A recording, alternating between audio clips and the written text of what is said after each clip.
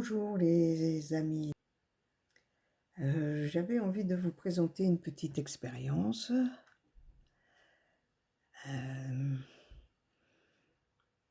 Celle du doigt qui pointe. Alors cette expérience est une des bases de la pédagogie de Douglas Harding et elle nous invite à nous interroger sur ce qui regarde, ce qui perçoit le monde. Nous avons l'habitude d'être focalisés sur les objets extérieurs, sur les mouvements qui se passent dans le monde. Et là, nous allons nous interroger sur ce qui perçoit le monde. Est-ce vraiment nos yeux, ces deux petites boules?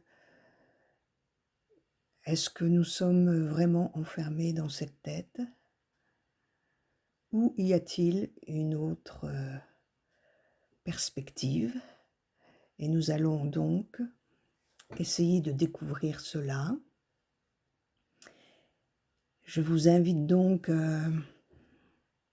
à ne pas me croire et à expérimenter par vous-même. Vous êtes votre propre autorité. Cette expérience est basée sur des faits, donc je vous demande, dans la mesure du possible, de ne pas faire appel à votre mémoire ni à votre imagination. Alors, pour cette expérience du doigt qui pointe, nous allons utiliser notre index. Cet index, je vous invite à le pointer vers le plafond de la pièce dans laquelle vous êtes. Donc, l'index indique le plafond. Et nous allons nous poser des questions pour voir quelles sont les caractéristiques de ce plafond.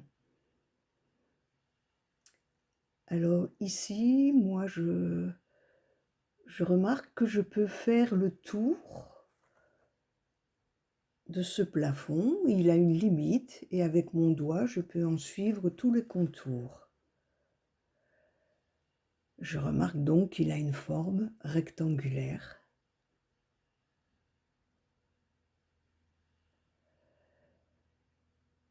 Je constate aussi qu'il a une couleur. Il est blanc, enfin un blanc un peu sale, un peu gris à certains endroits, avec quelques taches. Je remarque aussi qu'il a des fissures, donc j'en déduis qu'il est inscrit dans le temps, il a des marques de temps. Je remarque qu'il est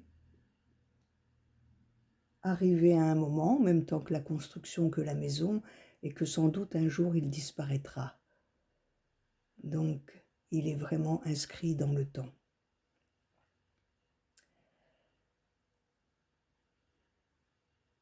Je remarque également qu'il est opaque et que je ne peux pas voir ce qu'il y a derrière.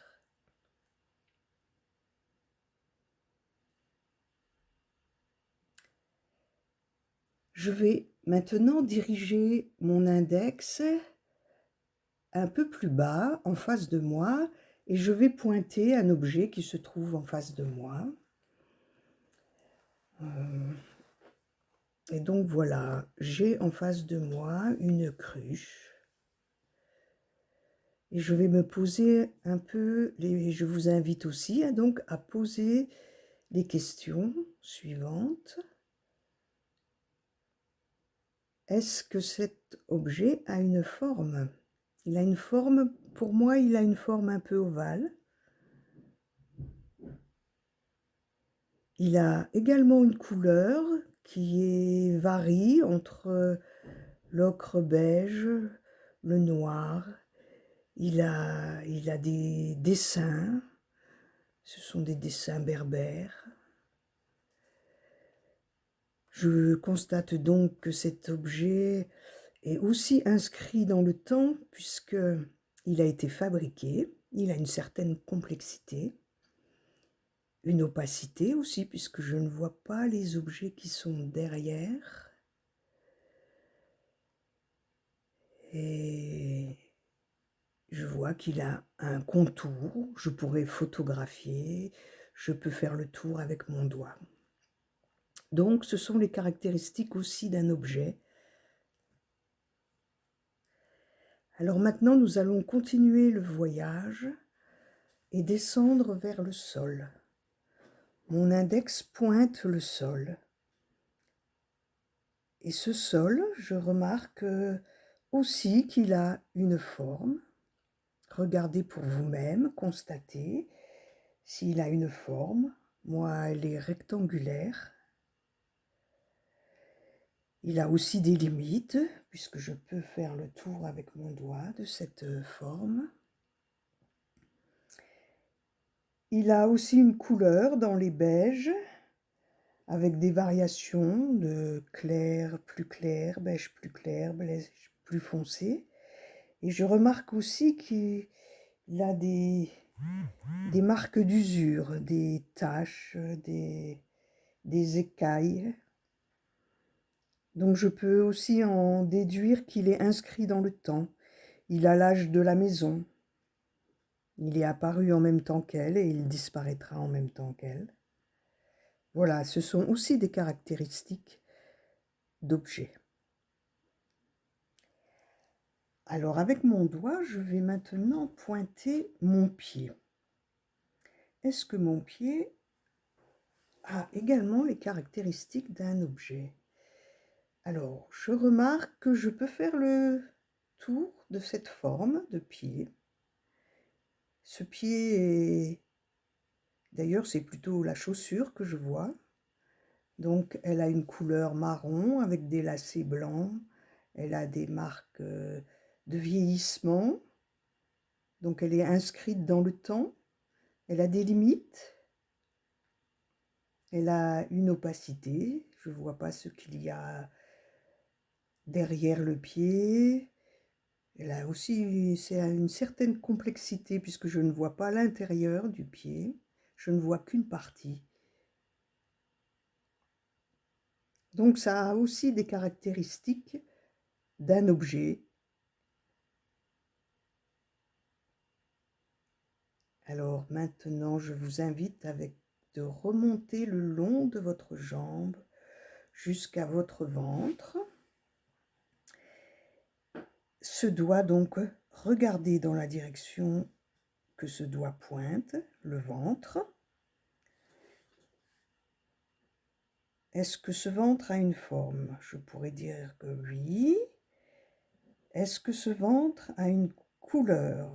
Alors, il a la couleur de mon pull qui est rose. Il a une forme limitée. Il a aussi un âge, puisqu'il a l'âge du corps, et qu'il disparaîtra avec le corps quand celui-ci disparaîtra.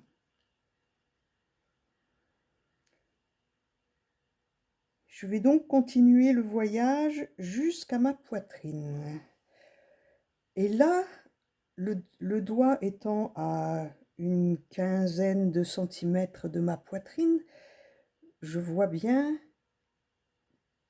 que ma main, avec ce doigt, indique une forme, mais que cette main aussi est une forme. Et je remarque qu'il y a une certaine distance entre l'objet main et l'objet poitrine, qui ont les mêmes caractéristiques, donc. Et entre ces deux, je vois un espace. Un espace non conscient, mais un espace. Cet espace est entre deux objets.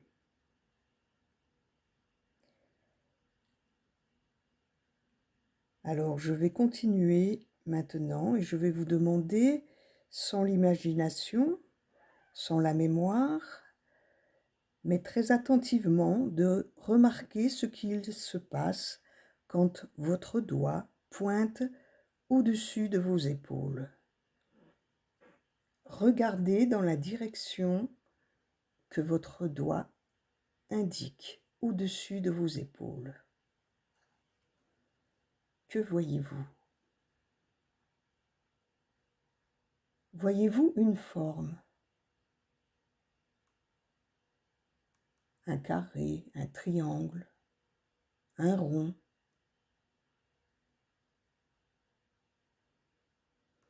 Voyez-vous une couleur? Bleu, blanc, jaune?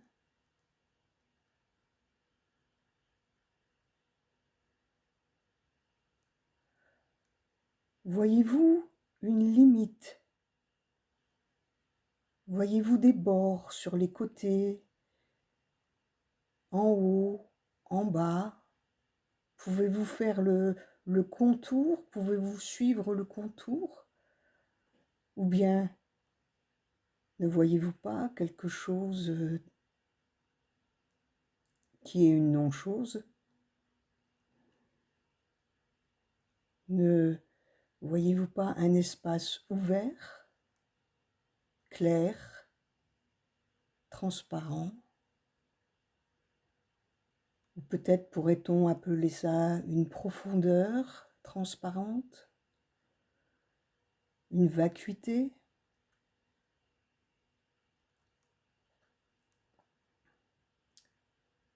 Dans votre expérience directe de l'instant,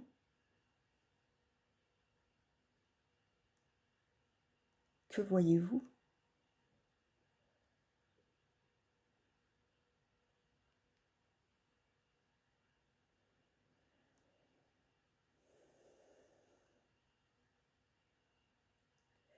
Si vous fermez les yeux, est-ce que cet espace ou cette conscience ouverte, cette présence, peut-être, pourrait-on appeler, choisissez les mots qui vous conviennent, cette vacuité consciente, est-ce qu'elle a disparu? Est-ce que ce que vous êtes a disparu? Quand vous allez rouvrir les yeux, le monde des formes et des couleurs va réapparaître.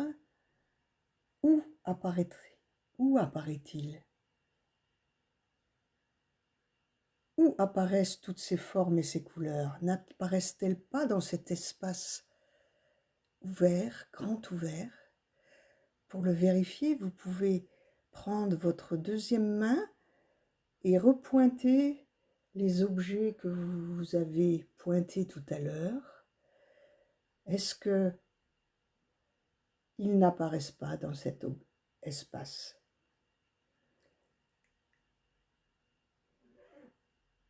Est-ce que ceux qui regardent n'accueillent pas inconditionnellement tous les objets du monde?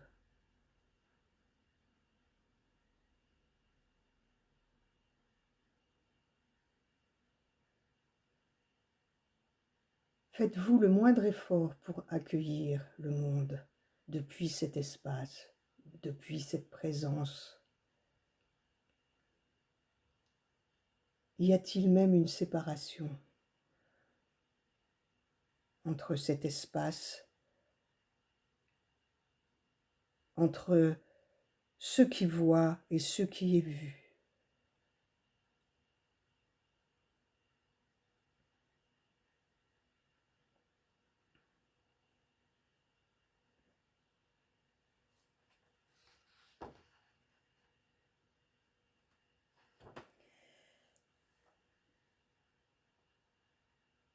Est-ce que vous pourriez dire, comme dans le Sutra du cœur des bouddhistes, la forme est le vide et le vide est la forme?